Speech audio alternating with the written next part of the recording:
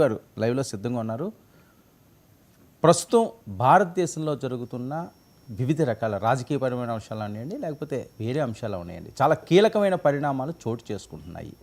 ఈసీల దగ్గర నుంచి అధికార ప్రతిపక్షాల మధ్య లోక్సభలో ఒక యుద్ధ వాతావరణం నెలకొంది. ఇవే ఇష్యూస్పై రావు గారితో చర్చిద్దాం. రావు గారు నమస్తే సార్. లోక్సభలో ప్రతిపక్ష నాయకుడు కాంగ్రెస్ నాయకులు రాహుల్ గాంధీ గారు మాట్లాడిన మాటలు, రాజ్యాంగబద్ధ సంస్థ అయిన ఎలక్షన్ కమిషన్ తప్పులు చేస్తున్నాయి అని, అణుబాంబు లాంటి సాక్ష్యాలు ఉన్నాయని చెప్పి దేశంలో ప్రజాస్వామ్య వ్యవస్థకు పునాది అయిన ఈసీపైనే తీవ్ర ఆరోపణలు వస్తున్న నేపథ్యం. ఆయన ఆరోపణలను ఏ రకంగా చూడాల్సిన అవసరం ఉంది, అసలు ఆయన మాట్లాడింది ఏం మాట్లాడారన్నది ఒకసారి విందాం. బయట ప్లే చేయండి. Shock wave that is going to go through the electoral system when we release this data. It's literally like an atom bomb. Because the truth, my friends, is that the election system in India is already dead. Please remember one thing. The Prime Minister of India is the Prime Minister of India with a very slim majority. If 10, 15 seats were rigged, and we suspect actually the number is much closer to 70, 80, 100. The shockwave that is... sir ఏంటి, ఏ రకంగా చూడాలి? ఒక అణుబాంబుతో ప్రతిపక్ష నాయకులు లోక్సభ సాక్షిగా మాట్లాడండి. Yes అండి, ఇప్పుడు రాహుల్ గాంధీ లోక్సభలో ప్రతిపక్ష నేత. భారత రాజ్యాంగం ప్రకారం లోక్సభలో ప్రతిపక్ష నేత అంటే ఒక రాజ్యాంగబద్ధ పదవి. ప్రతిపక్షం అంటే ఒక షాడో ప్రైమ్ మినిస్టర్ అని కూడా అంటారు. ఇప్పుడు అంత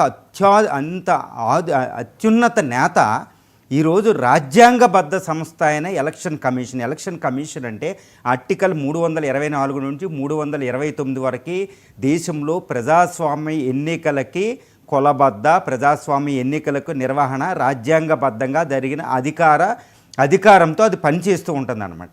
ఇప్పుడు ప్రజాస్వామ్య ఎన్నికలనే ప్రశ్నించేటట్టు ఎలక్షన్ కమిషన్ యొక్క నిబద్ధతనే ప్రశ్నించే విధంగా ఇప్పుడు రాహుల్ గాంధీ యొక్క తీవ్రమైన ఆరోపణలు ఉన్నాయి.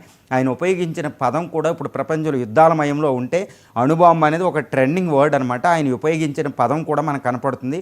అణుబాంబు లాంటి సాక్ష్యాలు మా దగ్గర ఉన్నాయి. ఎలక్షన్ కమిషన్ చేసిన రిగ్గింగ్ ప్రాసెస్కి, ఎలక్షన్ కమిషన్ చేసిన తప్పులకి ఉన్నాయని ఆయన ఆరోపిస్తున్నాడు. ఆయన ఆరోపణలు ఫస్ట్ చూద్దామండి. ఆయన ఆరోపణలకు సంబంధించవలసి వస్తే ముఖ్యమైన విషయం ఏంటంటే, దేశంలో 70 నుంచి 100 వరకు లోక్సభ సీట్లలో రిగ్గింగ్ జరిగింది 2024 లోక్సభ ఎన్నికల్లో. దీన్ని ఏ రకంగా స్పందించినాయి? యాక్చువల్గా దానికి ఆయన ఆరోపణలు చెప్తున్నాడు అనమాట. ఆయన ఏంటంటే, ఇలాంటి ఆరోపణలు సాక్ష్యం, అణుబాంబు లాంటి సాక్ష్యాలు మా దగ్గర ఉన్నాయి. దానికి ఉదాహరణ ఆయన ఇప్పుడు బయట పెట్టలేదు, కానీ ఆయన ఒక కర్ణాటకలో జరిగిన ఒక లోక్సభ సీట్లో ఆయన చెప్తున్నారు. సుమారు అక్కడ 6.4 లక్షల ఓటర్లు ఉన్న ఒక లోక్సభ ఎన్నికలకు సంబంధించిన విషయంలో 1.5 లక్షన్నర ఓట్లు ఫేక్ వచ్చినాయి. మేము దాన్ని టాలీ చేసాం, వాళ్ళ ఫోటోలు అన్నీ తేడా వచ్చినాయి అని ఒక ఎగ్జాంపుల్ ఆయన చెప్పారు. అది మిగిలింది చెప్పలేదు.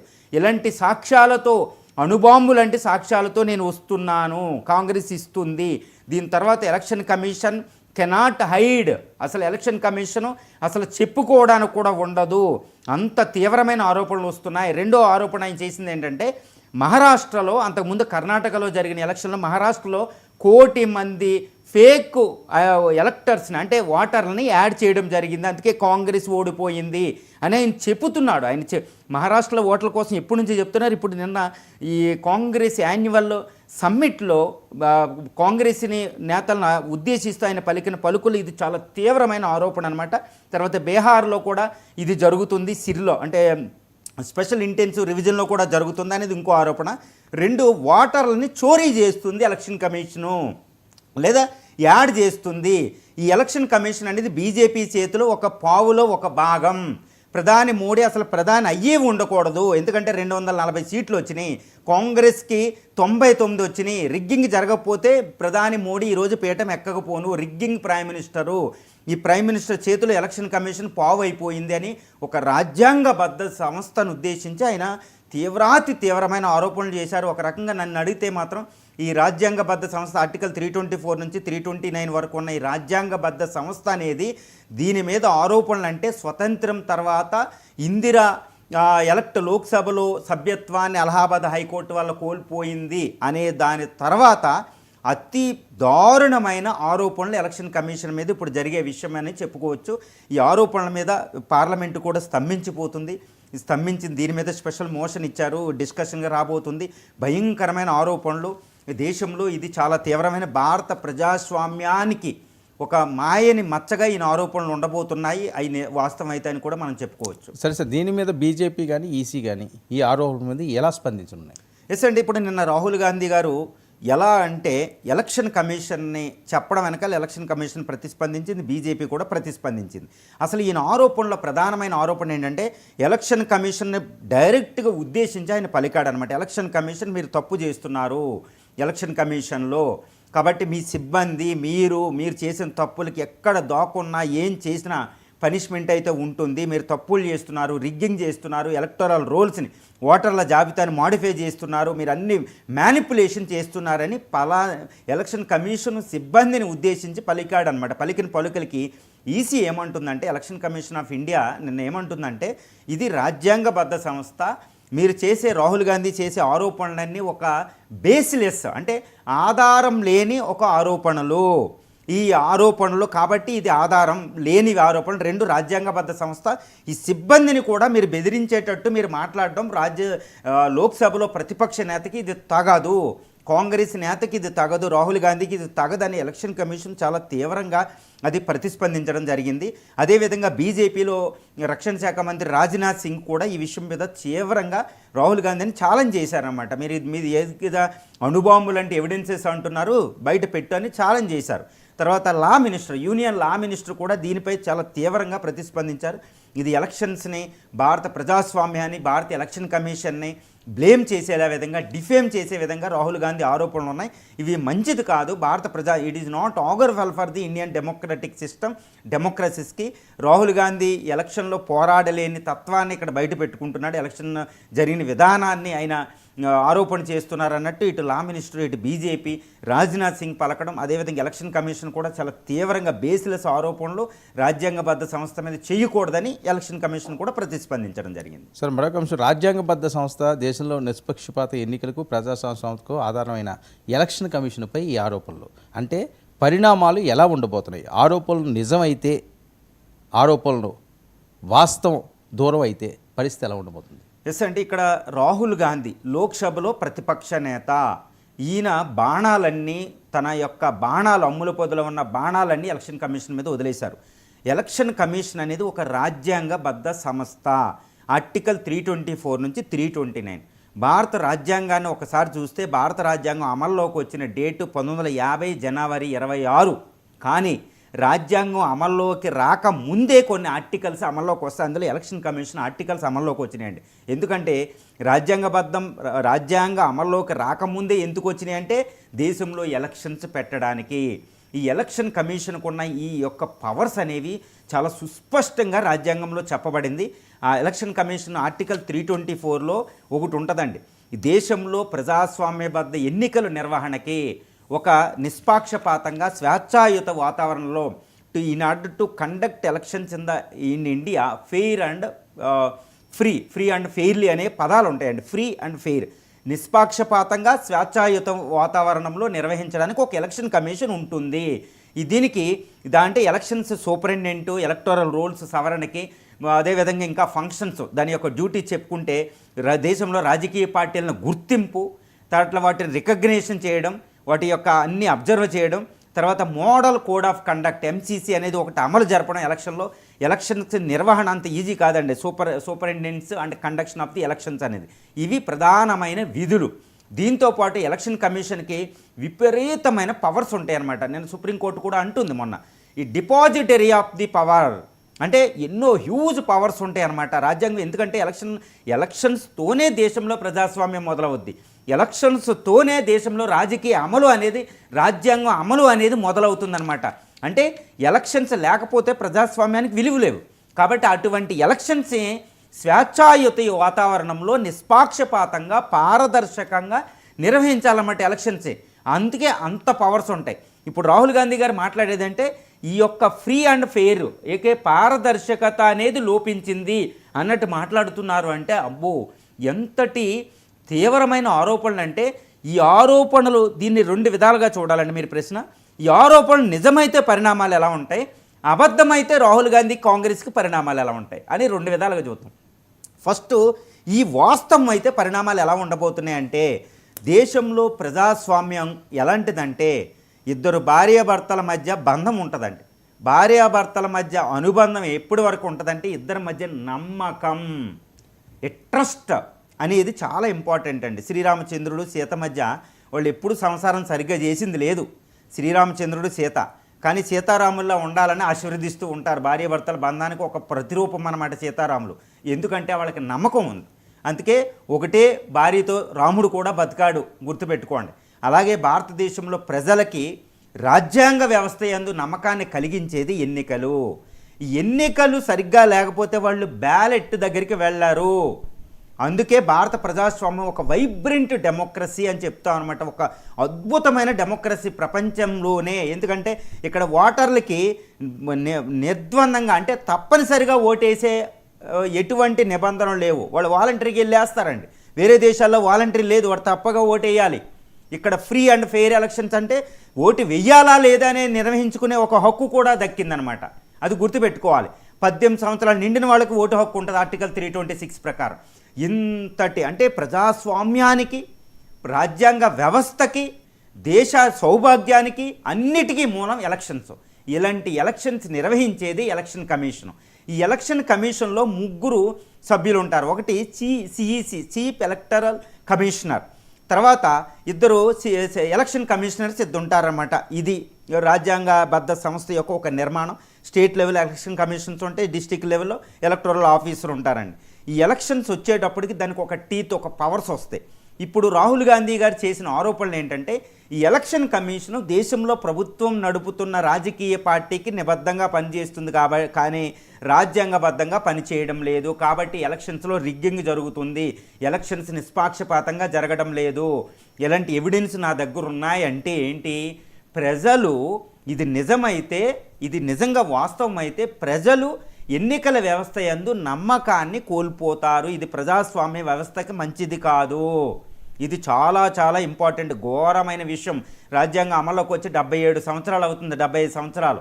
ఎప్పుడు ఇంత తీవ్రమైన ఆరోపణలు across the country election commission మీద చేయలేదు. ఎందుకంటే ఈయన తాత ఎవరండి, జవహర్లాల్ నెహ్రూ.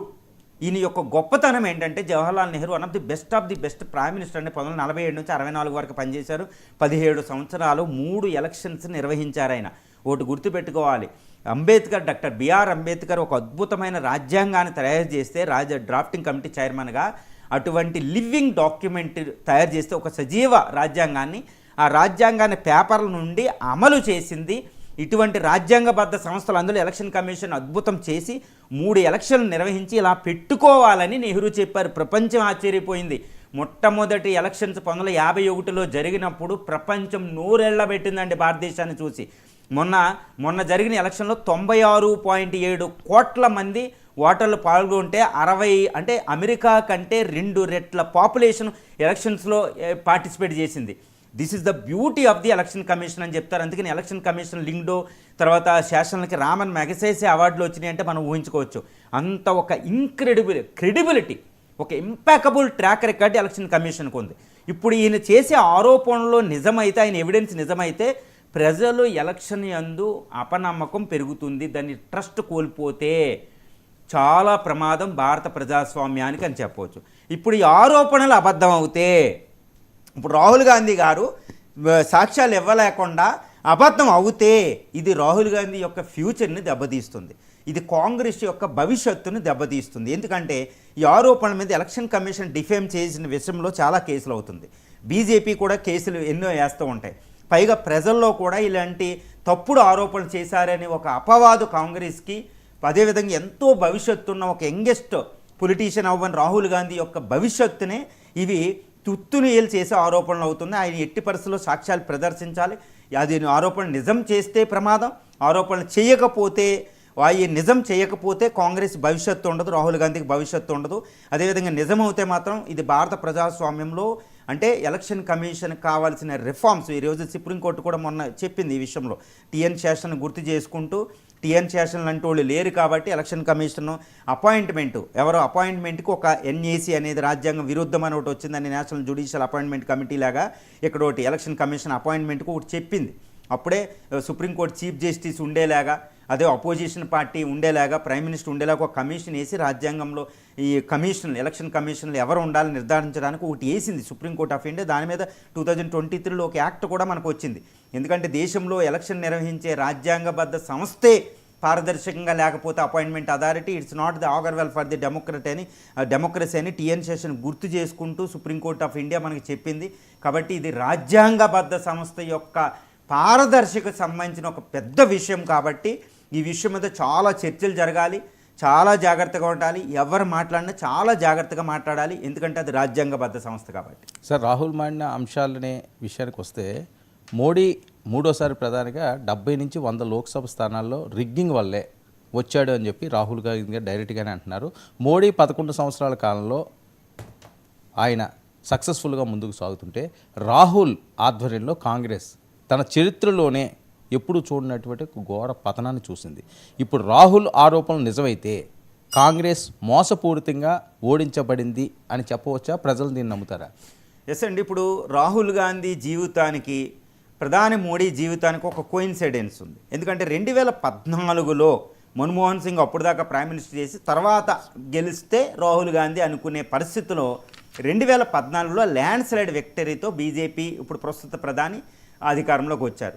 ఈ మోడీ అధికారంలోకి వచ్చిన తర్వాత రాహుల్ గాంధీ జీవితంలోనే కాదండి, ఆయన ఫ్లాట్ అయింది. ఆయన జీవితం ఎలా అంటే అన్నీ ఎక్కువగా ఎలక్టోరల్ డిఫీట్సే, ఎక్కడక్కడ 1-6 ఎలక్షన్స్ స్టేట్ ఎలక్షన్స్ మినహాయిస్తే ఆయన డిఫీటే. అది ఒక్కటే కాదండి, 1885లో పుట్టి సుమారు 150 సంవత్సరాల చరిత్ర కలిగిన ఒక పురాతనమైన పార్టీ, ప్రపంచంలోనే ఒక అద్భుతమైన political party liberal democratic party అయిన కాంగ్రెస్ స్వతంత్ర సమరానికి నేతృత్వం వహించి జవహర్లాల్ నెహ్రూ, వల్లభాయ్ పటేలు, ద గ్రేట్ మహాత్మా గాంధీ లాంటి వాళ్ళకి ఆదర్శం ఇచ్చిన ఒక పార్టీ తన చరిత్రలోనే it is plummeted to lowest level అండి. అంటే అతి భయంకరమైన పతనాన్ని చూరగొంది. దానికి ఎగ్జాంపుల్ 2014 ఎలక్షన్లు 52, తర్వాత 44 సీట్లకి, అంటే అతి తక్కువ సీట్లకి వచ్చింది. మళ్ళీ 2024 ఎలక్షన్లు 99 పెంచుకుంది. అంటే కాంగ్రెస్ తన చరిత్రలోనే అతి పతనాన్ని చూరగొన్నది మోడీ కాలంలో అని మనం చెప్పుకోవచ్చు. అది బీజేపీకి అత్యున్నతమైన పరాకాష్ఠకి చేరుకున్న దశ కూడా అని మనం చెప్పుకోవచ్చు. ఇప్పుడు ఈ ఆరోపణలు ఏం చేస్తున్నారు రాహుల్ గాంధీ గారు అంటే 70 నుంచి 100 లోక్సభ సీట్లలో మొన్న 2024 లోక్సభ ఎన్నికల్లో రిగ్గింగ్ జరిగింది. దీనివల్లే కాంగ్రెస్ 99 సీట్లకు పరిమితమయ్యింది, బీజేపీ 240 సీట్లు. లేకపోతే కాంగ్రెస్కి ఇంకో 70-80 సీట్లు వచ్చి ఉంటే బీజేపీ అధికారంలోకి రాదు, ఈ ఎన్డీఏ లాగి ఇండియా గ్రూప్ అధికారంలోకి వచ్చును. కాబట్టి ప్రధాని ఇప్పుడు పదవిలో ఉన్నది రిగ్గింగ్ వల్ల వచ్చారు అన్నట్టు ఈ రాహుల్ గాంధీ చాలా తీవ్రమైన ఆరోపణలు చేస్తున్నారు. అదనమాట జరిగేది ఈ ఆరోపణలో సారాంశం. అంటే ఏంటి, రాహుల్ గాంధీ గారు ఏ విషయాన్ని చెప్పబోతున్నారంటే, ఇప్పటి వరకు బీజేపీ మోడీ వచ్చిన తర్వాత, మోడీ అమిత్ షా ద్వయం వచ్చిన తర్వాత ఎలక్షన్ కమిషన్ బీజేపీకి అనుకూలంగా పనిచేయడం వల్ల నేను ఈ అపవాదులు ఎదుర్కొన్నాను, కాంగ్రెస్ అతి పతనాన్ని చూరగొంది, ఈ పారదర్శకంగా జరిగిన ఎన్నికలు కాదు, అందుకే బీజేపీకి విన్ వచ్చినాయి. ఎందుకు మహారాష్ట్రలో మొన్న జరిగిన దాంట్లో 100 కోటి మంది ఓటర్లు యాడ్ అయ్యారు, కర్ణాటకలో అలా జరిగింది, ఇదిగోండి ఎవిడెన్స్ అన్నట్టు మాట్లాడుతున్నారు ఆయన. సో దేశంలో జరిగిన ఎన్నికల్లో చాలా అవకతవకలు జరిగాయి, ఎలక్షన్ కమిషన్ నిష్పాక్షపాతంగా వ్యవహరించలేదు, it's not the impartial referee అన్నట్టు కూడా మాట్లాడుతున్నారు ఆయన. రిఫరీ లేరు కాబట్టి ఇవన్నీ నిష్పాక్షపాతంగా జరగకపోవడం వల్ల కాంగ్రెస్ ఇన్ని అపవాదులు, ఇన్ని ఎలక్టోరల్ డిఫీట్స్ ఫేస్ చేసింది. అదే నా జీవితంలో నేను ఫేస్ చేసింది, నేను నిలబడతా, ప్రాణానికి ప్రమాదమైన నిలబడతా, ఎట్టి పరిస్థితుల్లో దీన్ని ఎదుర్కొంటా, నేను ధైర్యవంతుడిని, కాంగ్రెస్ తరపున బీజేపీ చేసే ఎలక్టోరల్ వీటిని చోరీని వీటిని నేను నిరోధిస్తా, ఎలక్షన్ కమిషన్ నేను ఆపుతా, మళ్ళీ రాజ్యాంగబద్ధ సంస్థను ఉద్ధరణకు తీసుకెళ్తా, ఒకే సంవిధాన్, అదే జై బాపు, జై సంవిధాన్, జై భీమ్ అనుకుంటూ సంవిధాన్ రాజ్యాంగాన్ని పట్టుకుని ఆయన ఛాలెంజ్ చేస్తున్నారండి. ఇది ప్రధానమైన, అంటే ఏంటి, మోడీ వచ్చిన తర్వాత అధికారంలోకి వచ్చాక నాకు డిఫీట్స్ వచ్చినాయి, ఈ because of the rigging, because of the election commission నిష్పక్షపాతంగా లేకుండా బీజేపీకి దొందులాగా వ్యవహరించడమే జరుగుతుందని ఆయన తీవ్రమైన ఆరోపణలు చేస్తున్నారు. సార్, ఇప్పుడు రాహుల్ చేసే ఈ ఆరోపణలు రేపు రానున్న ఎన్నికల మీద 29 వరకు రానున్న ఎన్నికల మీద ప్రభావం చూపించనున్నాయా? అసలు ఇప్పుడు ఈ ఆరోపణలు ఇప్పుడు 2024 ఎలక్షన్ అయ్యి సంవత్సరం పైన నడుస్తుందండి. ఇంకా 3.5 సంవత్సరాల దాకా ఈ ఎన్డీఏ ప్రభుత్వం ఉండబోతుంది. ఈ ఎన్డీఏ ప్రభుత్వం కూడా మళ్ళీ ఎప్పుడైనా సంకీర్ణ ప్రభుత్వం కాబట్టి ఎప్పుడైనా ఎలక్షన్స్ వస్తేనే ప్రతి పార్టీ ఉంటుంది. తర్వాత ఇక జమిలీ అంటున్నారు, జమిలీ బిల్లు కూడా ఇంట్రడ్యూస్ చేయబోతున్నారు.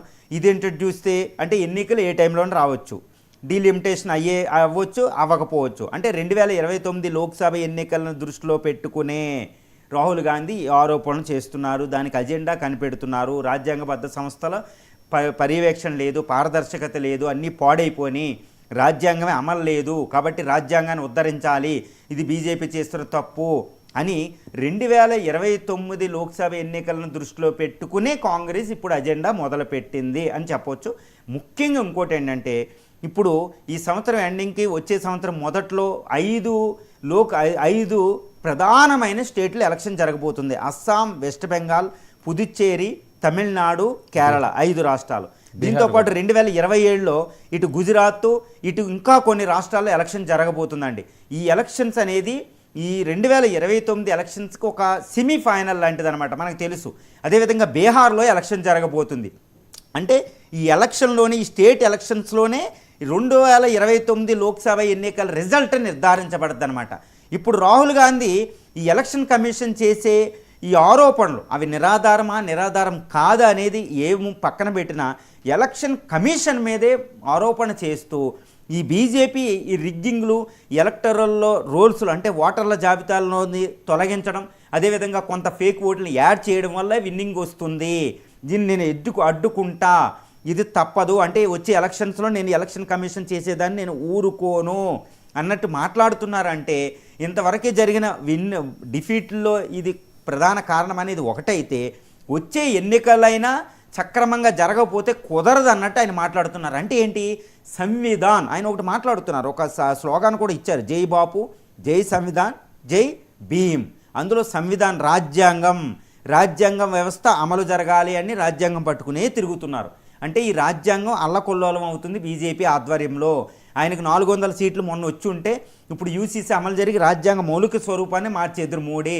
రాజ్యాంగాన్ని అమలు జరపడం వాళ్ళ యొక్క అదేమంటారు ఆర్ఎస్ఎస్ ఐడియాలజీ అమలు జరపడానికి మోడీ ఉన్నారు.